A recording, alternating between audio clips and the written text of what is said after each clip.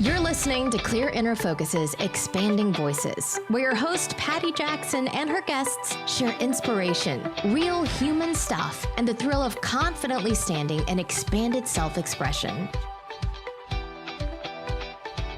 This is episode number 4, how to recognize unwanted patterns like pushing yourself too hard, criticizing yourself, or getting migraines, and then consciously change them with Susie Raymond of White Sage Spa. Welcome to the Expanding Voices, Susie Raymond. Good to have you here today. Susie Raymond is the owner of White Sage Spa, which is now a solopreneur endeavor, but it was based on a spa that 10 years ago Susie was running. Oprah's magazine, O Magazine, named White Sage Spa one of the best spas in the Milwaukee area. And today Susie's going to tell her story of going from running a big spa to solopreneurship and the pivotal lessons that she learned along the way that has made her life better. Susie, I know you have many incredible journeys of success, but one of the ones that I hear that you embrace a lot is that part of the inner view that knows that there's an inner critic and how that inner critic can be used to help you or hurt you. And I'm wondering, what was your journey of learning that you have an inner critic, and what is that about for you? The first thing was really to become aware of it, because it was a whole lot louder for many, many years than what I call my higher self or my true self, or that part of me that navigates in the flow. So learning about my inner critic, it was really just becoming aware of it and listening to it without judging it. For the most part, I navigate in the flow, but anytime I feel like I'm stepping out of my comfort zone, that inner critic loves to show itself and tell me to go and hide. So you had an inner critic and you weren't even aware of it, is what you're saying. So I was not. What did the voice sound like? And when you first heard it, what happened? When I first became aware of it? Mm-hmm. Oh, that was probably about 10 years ago when I started to learn this whole new language of self-care, self-responsibility, the difference of understanding self-care from being selfish. And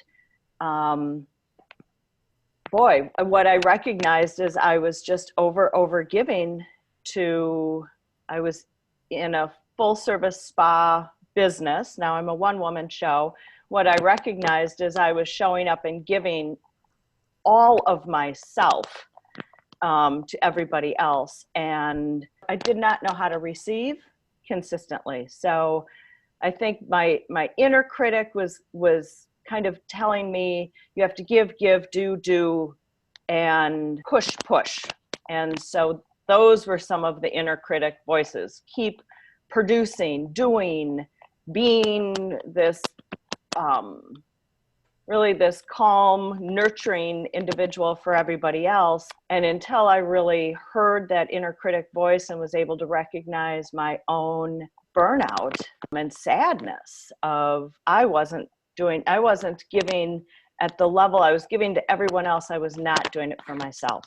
So there's a journey of recognizing that. And I know that a lot of times in psychology and that people say, okay, let's look back at where that came from and what was wrong with you and how can you, but I believe we all have an inner critic to some extent.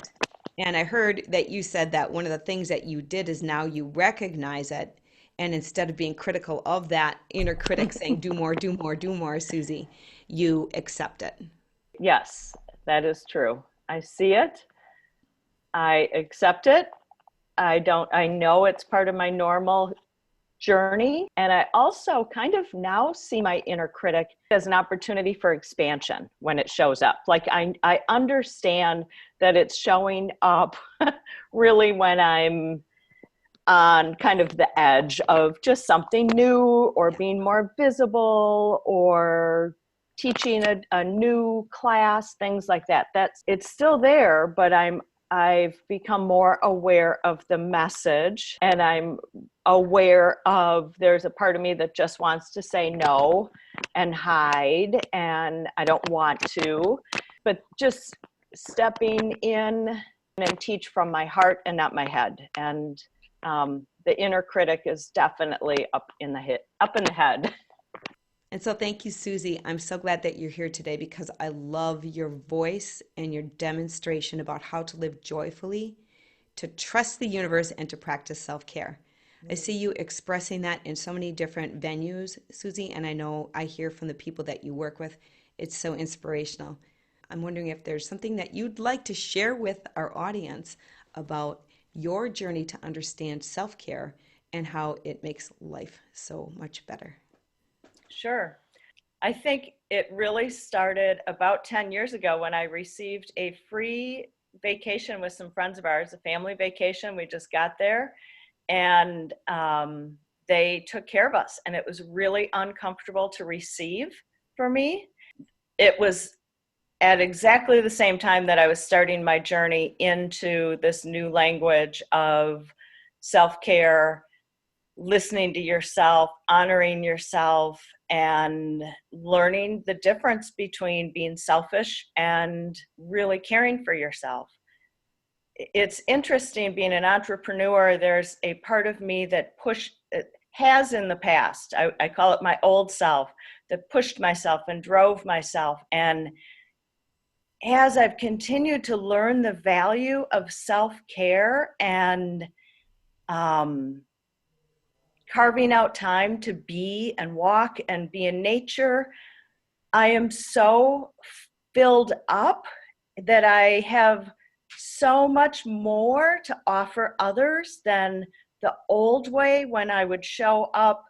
I would show up and I'd put on, like almost a mask that I was great, but I was exhausted and I don't believe I was giving to others at the level that I'm giving to people today as I show up for myself. Oh, the lessons I've learned. I've learned that pushing and driving and working harder and faster is not the pathway to joy and enjoyment in life. And I've learned that through my own journey of really self-care, being aware of the signals when I push too hard. And I feel like I have far more success today than 10 years ago because I have balance, I have joy, I trust at a much higher level that the business will come. I don't have to push so hard. And I really feel that we attract clients and people just by our modeling. So I'm modeling what people want when they come to the spa. I'm modeling it in everyday life. So it sounds like it's authentic. This is my life, and I'm providing it for others. And back in the 10-year Oprah accolades, it was about providing it for others, but not really being able to live it yourself. Absolutely. I was not living it myself at all. Wow. I know that there's so many people out there that are in that journey of really good at talking the talk, but are not walking the walk. And for me, I can almost feel that inauthenticity in there. Or what will happen for me and my early teachers when I was doing that is I'd look at them and say, they have it and I don't, and I'd lose myself to them. But that was part of my journey in growing too. Yes. So I think that's great to give a voice to that, Susie, because just because we're not, there's so much growing that happens all along the way. When you received that award from Oprah's magazine, did you feel like you had made it at that point in time? Did you feel like you had made some certain destination? Ironically, you would think that I would feel that way, but at that point in time, I don't think that I fully was able to receive it. And what I've learned along the journey is until I learned to really value myself, it was very difficult to receive and really believe. It was like I have to believe in myself first. I don't think I was able to fully receive the value of that at that time.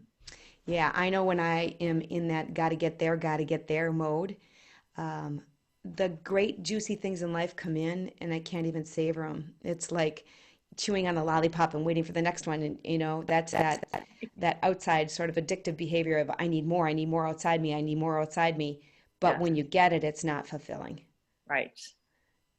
So what happened in the journey? Like, so there you were running this great spa and it was thriving and you were doing and doing and giving and giving. What happened that caused you to stop and say, hey, wait a minute, maybe less is more? Or, hey, wait a minute. What were the steps along the way that caused the pivot in your life? The steps, it really was kind of turning the lens from the external and to myself and really looking at my own quality of life, happiness. Yeah, that was the pivotal point, and I stepped in and changed my business model. And I recognized I was exhausted trying to support all of these other people, and I wasn't supporting myself. So I literally did a 180 and changed my business model to become a solo entrepreneur, allowing all my employees to become solo entrepreneurs with me if they chose. And that was the beginning of me stepping in for me. And then really along the journey, just continuing to listen. And one of my personal signals when I'm not listening is migraine headaches. It comes out in a physical form. I'm pushing too hard. And there was a time in my life where I really had a migraine every day. And I thought I was such a strong warrior because I could push through that pain and I could keep going and I could keep showing up with a smile on my face and nobody knew. And fast forward to today's world, if I get a migraine, which happens every once in a while, I shut down. I close my books. I lay in bed all day with ice. And I know it's a signal and it's an opportunity to learn how to do whatever I just navigated differently. So I listen to myself a whole lot more than I used to listen to myself. Oh, that sounds so refreshing. What I know is a lot of times when people come in with migraine headaches, they are thinking, what's wrong with me? I've got to fix this. What's wrong with me? I got to fix this. And I love how you're hearing that and saying, wait a minute, this is my signal. I'm going to get back on track. I'm going to stop pushing. I'm going to get back into that inner balance that allows the receiving of things. And now Yes. you don't get them very often, I'm here, you I said? don't. No, I don't. Great. Well, I know that when we were working together 10 years ago at that time, you had two daughters at home and you had so many things going on in your home life. And now I can see you're with your daughters and they're in some very great places in the world and you're totally enjoying the miracle of life. I know you recently had a new one come up. You told me earlier that one of the things that first started this turnaround was receiving a free vacation from friends. Right, Holy cow, how does something like that happen? right. We have just these very generous friends, and I really can look back on that time and think that they are kind of one of my foundational teachers in learning how to receive and understanding the gift in receiving. Here we are going into the holiday season, and I just think I love to give. And what I have recognized for myself is that the more that I allow myself to receive, the more I want to just give. I mean, so it's this perfect flow. About a month ago, my husband and I've had a dream vacation of going to Machu Picchu, and kind of the perfect opportunity with a amazing man who's leading the trip, who is a shaman and teaches and has an energy school, came up. And my husband and I said yes. And we it was different from any other time of saying, yes, we are going to do this. Yes, we can. It was easy. It was in the flow. And I look at how I used to be so much more restrictive on myself. So yes, that's coming up. Mm-hmm.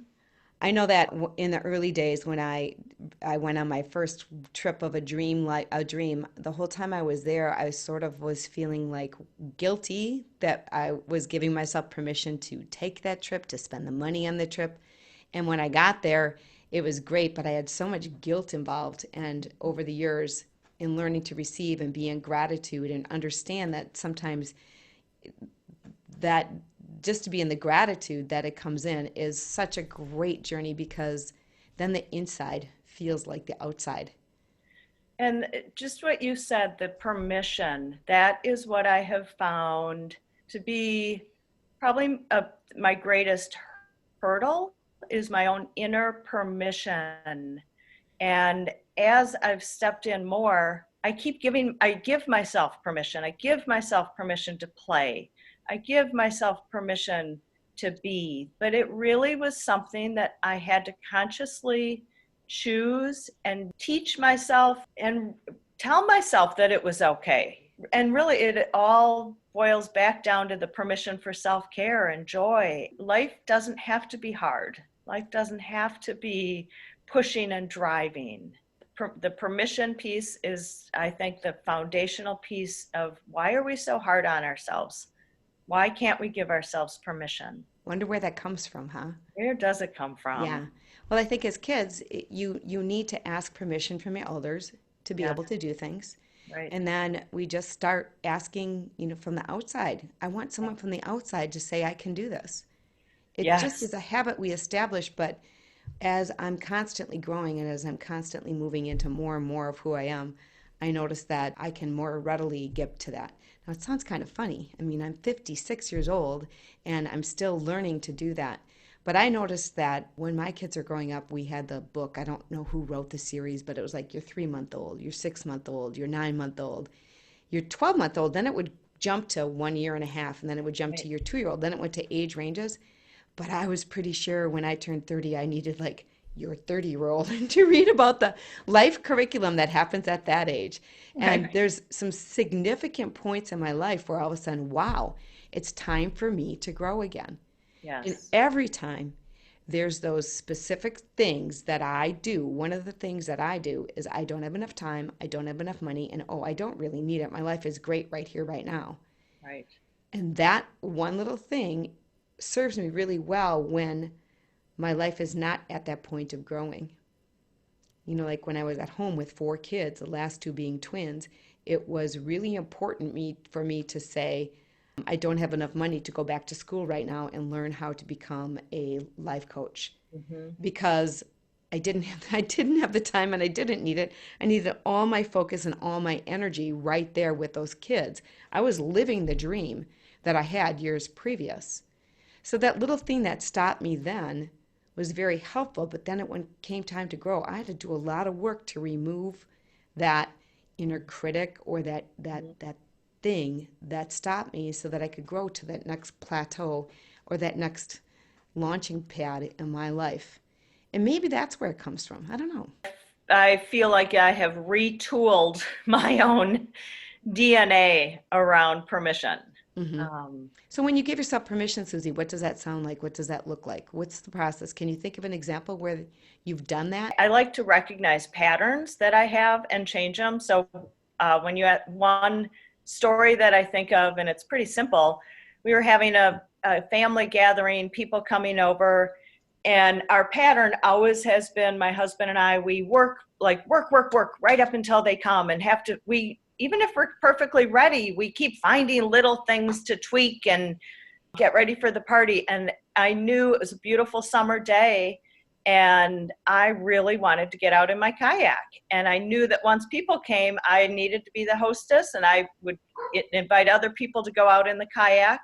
So on that particular day, we consciously kayaked first in the morning. It was like the first thing, and it didn't Hmm. take long, but that felt to me like, oh, it was like so rebellious almost. I mean, Yeah. who was I being rebellious to? Myself, I mean, and it was just that permission piece. And so this Christmas, we're going to be hosting our family here, and I came up with one word that I'm weighing every decision I make, and my word is easy. Is it easy? So it's those little things that I'm not going to push myself. I'm not going to be crazy for this. It's going to be fun and easy. Oh, awesome. So yeah, recognizing my pattern and then consciously changing it. And the first time it feels a little like, ooh, I'm doing something wrong. Yeah. And yet it also feels really luscious. Yeah. I was talking to a group of women the other day, and I told them that I took a salt bath in the middle of the day, and that felt really luscious. And I worked in the morning. I had a period of time off, and I was working in the evening. And they just looked at me like, oh my gosh, that's the most amazing idea. So little self-care things that I'm giving myself permission to do that kind of break old patterns or habits. Wow, that story about the party really resonates. I love people so much. I want everything to be nice for them. And then that feeling of getting that momentum going, and then there's an endless supply of little fine tweakings. Here they come, and I want it to be good enough. I want it to be, oh, this needs to be better. This needs to be better. No, since that's not going to end, to put that carving out time for you. And how great that you and your husband are working together. And this is what we do. And it's a funny thing we do. So since we do this, let's do this. It's like almost playing hooky on the old pattern and creating a new space. Yep. And it really is just being aware of the pattern, and then kind of having some fun to changing it. Yeah. I was working with a client last year, and she was talking about her Christmas and how every Christmas this pattern shows up every time. And it was the person hosting the party was going to get resentful because there was too much work, and no matter how much work she helped the person with the party with, it was never enough. So everyone was being responsible for kind of taking care of each other's emotional well-being and this and that. And then she decided to just stop and say, this is who I'm going to be, this is the amount I'm going to give, and this is a self-care I'm going to implement so that I'm not resentful. Yes. I cannot control whether the host of the party is resentful, but I can control whether I'm resentful or whether I'm, mad at them for being resentful. And once she put that self-care in there and broke the pattern and established a new pattern, the next year, whenever there's a party and the same person was hosting, wow, it was amazing how easy and quickly she was able to show up and practice that self-care first. Yes. So she could really be there for others. Right. Yes. So I've heard you do that many times in your Facebook postings and your weekly newsletter, and sometimes the blog post series that you have. And I know that you've been doing that with people through the Personal Leadership Masters class you've been teaching and the one-on-one coaching that you continue to do with other people. Yep. Is there any other thing that that is normal human stuff that these listeners could know about the pattern and how to break it?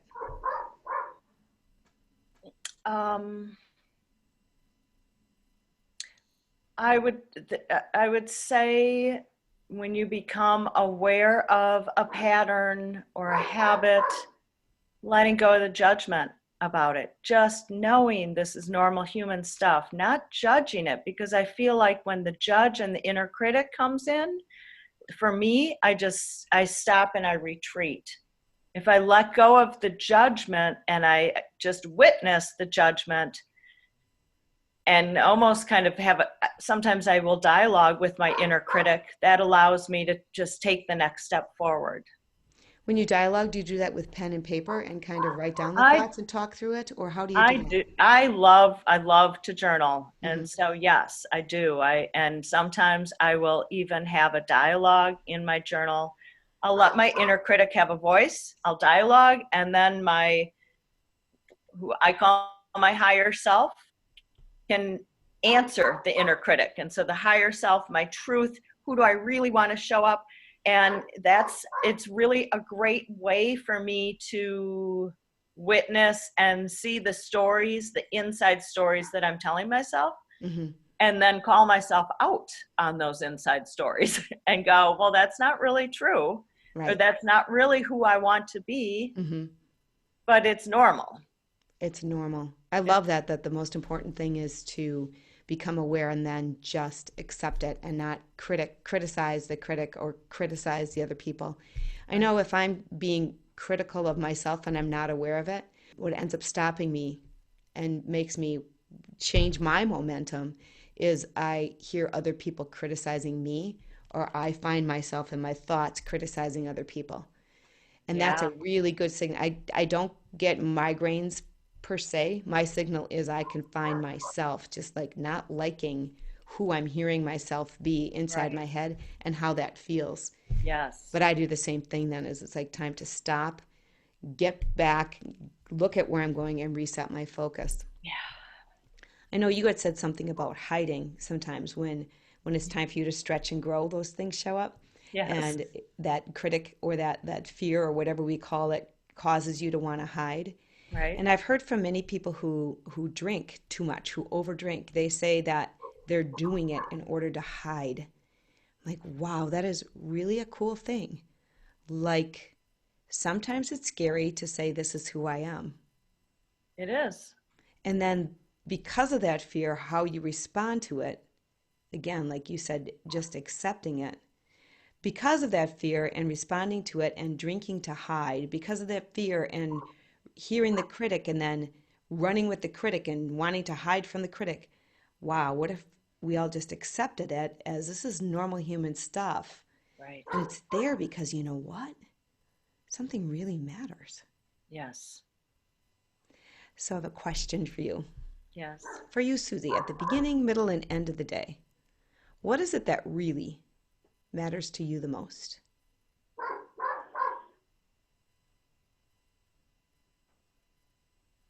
I would say sharing love and joy. And I think it's paramount that I first do it for myself, and I'm okay with that. And from that place of taking care of myself, I know I have so much more energy, more joy, more ease to share with others. So those that are listening without seeing Susie's face, it was so fun to watch her contemplate and then brighten up with that thing that matters the most. So my question to the people listening is, what matters the most to you? And what pattern do you see that shows up? And when you see that pattern of doing that thing that you'd rather not be doing, can you start to soften and just say, it's okay to be here? It's because something matters, and I'm learning how to be even bigger, more 2020 and beyond version of myself, and it's showing up because it's time. Yes. Beautiful. Yeah. So thank you for being here, Susie. I hope you enjoy your holiday season. And are there any other parting words that you have?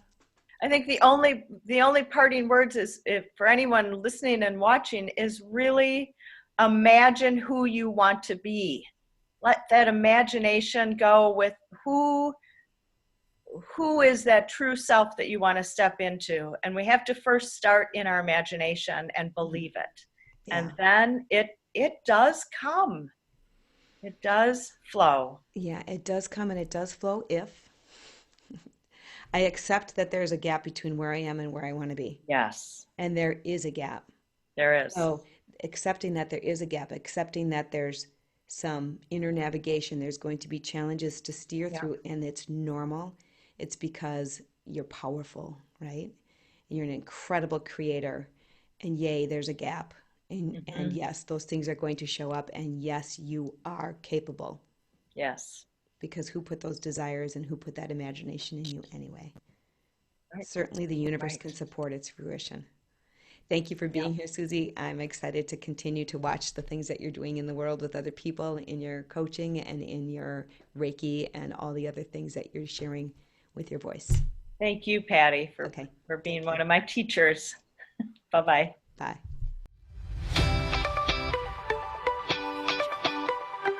Thank you for joining us today. You can learn more about Patty and Clear Inner Focus coaching, classes, workshops, and coach certification at clearinnerfocus.com. Please subscribe to our channel and keep the conversation going by adding your thoughts, questions, and experiences in the comments section below.